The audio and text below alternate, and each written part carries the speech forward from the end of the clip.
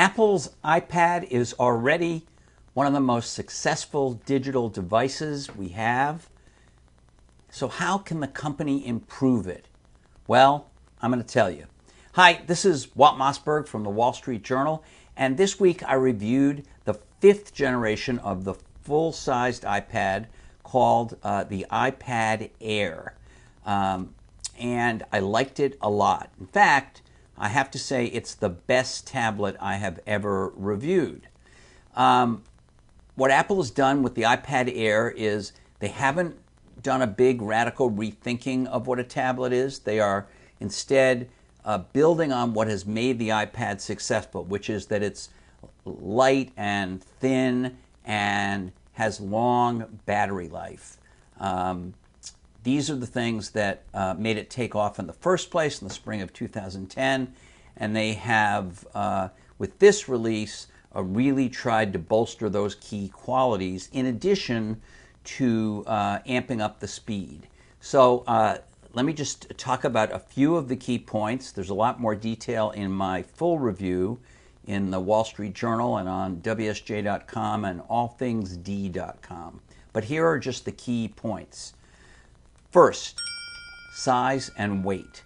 Apple has shrunk the full-sized iPad without shrinking the display.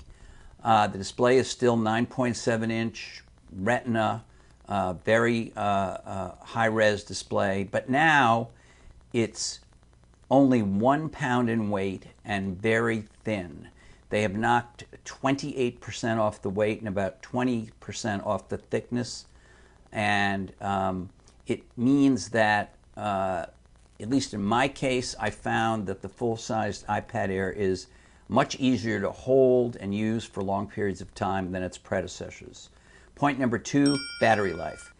In my experience of testing numerous tablets over the years, iPads have almost always come out significantly ahead on battery life, and Apple's claim of 10 hours of battery life has generally proven true.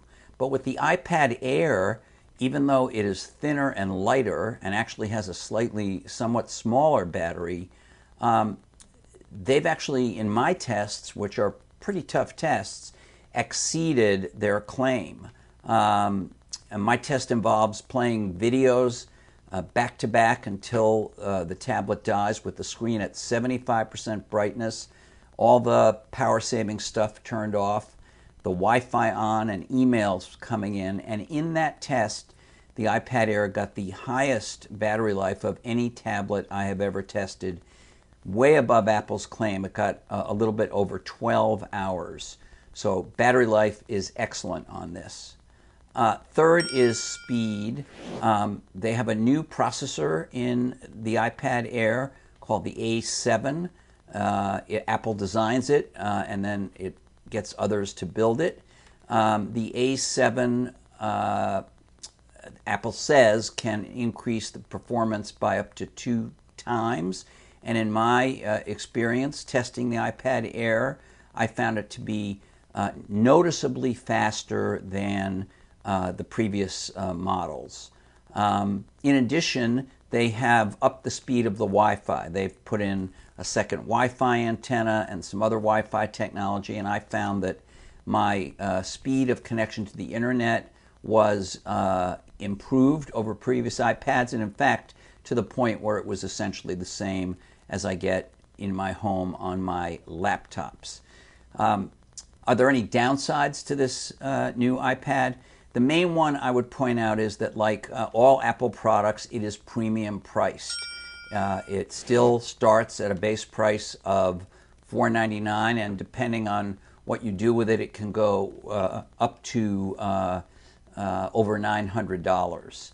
There are competing tablets that sell for significantly less, and so you have to be somebody who has the cash to buy this iPad. But if you do, I think you will be very happy with it. The iPad Air, again, is my recommendation for the best tablet on the market.